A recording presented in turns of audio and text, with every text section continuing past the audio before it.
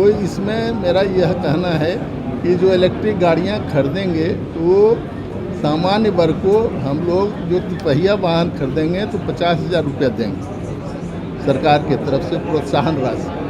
नमस्कार, आप live cities देख रहे हैं। मैं हूं आपके साथ काव्या। आज सम्राट कैबिनेट की बैठक हुई है और कई अहम और महत्वपूर्ण एजेंडों पर मुहर लगी है, जिसमें परिवहन विभाग के भी एक एजेंडे पर मुहर लगी है। आपको बता दें तो बिहार सरकार ने ये लक्ष्य रखा है कि 2030 तक जो नए वाहनों की बिक्री होगी उसमें कम से कम यानी कि 30% तक इलेक्ट्रिक वाहनों की बिक्री को बढ़ाने के लिए कहा गया है।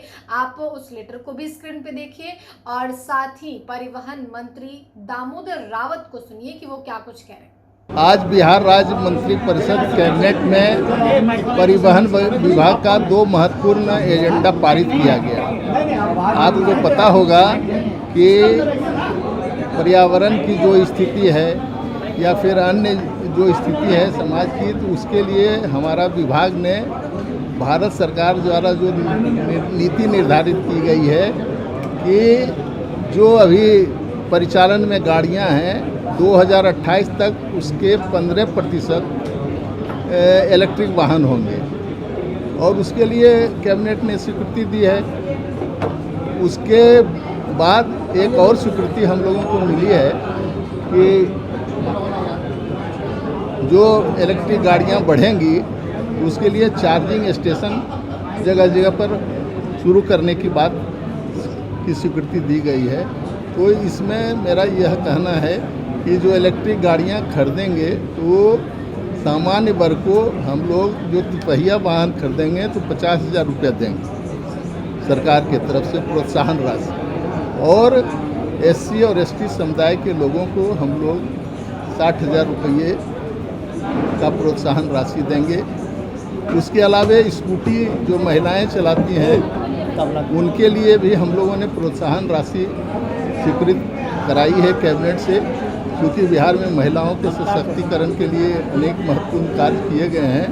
इसलिए जब स्कूटी महिलाएं खरीदेंगी तो सामान्य वर्ग से 2,000 ज़्यादा रुपये उनको छूट मिलेगा अगर वो महिला अपने नाम से उन गाड़ियों को खरीदती है स्कूटी। तो महिला को 12,000 रुपये हम लोग देंगे और 10,000 रुपये सामान्य वर्ग के लोग जो स्कूटी खरीदेंगे। उसके अलावे जो SC ST समुदाय के लोग हैं उनको 12,000 रुपया देंगे। तो चार्जिंग स्टेशन जो होगा उसके लिए भी हम लोगों ने सब्सिडी की घोषणा की और उनके लिए उसके लिए ही आज की राशि स्वीकृति की गई है। तो मैं आपको यह बताना चाहता हूँ और कुछ मंत्री जी तेल को लेकर के पेट्रोल को लेकर के जो बातें निकल के आ रही है कि सीमित यूज किया जाए, इससे कहीं कहीं समस्या है, आने वाले समय में उसका समाधान होगा। देखिए उसी के समाधान के लिए तो हम लोग नई नीति लाए हैं कि भी व्हीकल समूचे बिहार में उसकी संख्या बढ़े और जो अभी परिचालन गाड़ियां हो रही हैं उसके 15% हम लोग 28 तक करेंगे और फिर 30 तक हम लोग उसको 30% तक ले जाने का काम करने वाले हैं। बस परमिट और सर्टिफिकेशन को लेकर के अनियमितताओं की जो चर्चा हो रही है, इसका समाधान कैसे है? देखिए, आपने इस बात की जानकारी दी, मैं तो अभी 2 दिन पहले विभाग में आया, तो जो जिन समस्याओं से यह विभाग जूझ रहा है उसको हम लोग देखेंगे और उसको दूर करने का प्रयास करेंगे। सर, प्रधानमंत्री ने अपने कॉन्वॉय में गाड़ियों की संख्या घटाई है और उन्होंने अपील की है कि तमाम मंत्रियों से मैं अपील करता हूँ कि क्या आप परिवहन मंत्री होने के नाते बिहार के लिए तमाम मंत्रियों को अपील करेंगे। मंत्री जी तक के बोलिएगा।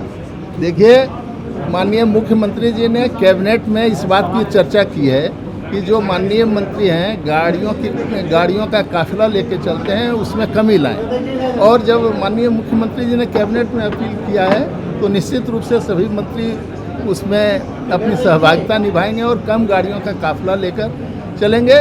लेकिन जिनको विशेष सुरक्षा प्रदान किया गया है उनकी गाड़ियों को हम लोग कम नहीं कर सकते हैं, कारण कि वह सुरक्षा का मामला हो जाता है। इसलिए जो जिनके पास साधारण सुरक्षा है वे सारे मंत्री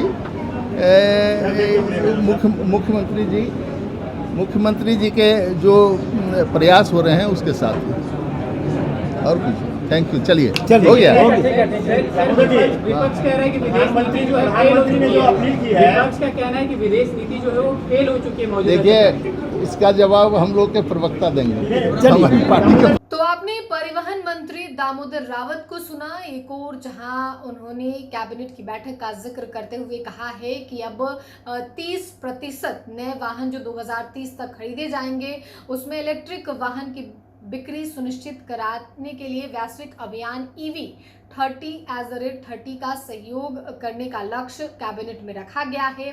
प्योर इलेक्ट्रिक व्हीकल का जो है वो काम करना है ताकि वायु प्रदूषण ना हो, और इसे देखते हुए परिवहन विभाग के मंत्री ने खुद जानकारी दी है। दामोदर रावत में और इसे देखते हुए परिवहन विभाग के मंत्री दामोदर रावत ने खुद जानकारी दी है, जैसा कि आपने वीडियो में सुना है। फिलहाल के लिए इतना ही। साथ ही चैनल को सब्सक्राइब करें, फेसबुक पेज को लाइक करें। वीडियो देखने के लिए आपका धन्यवाद।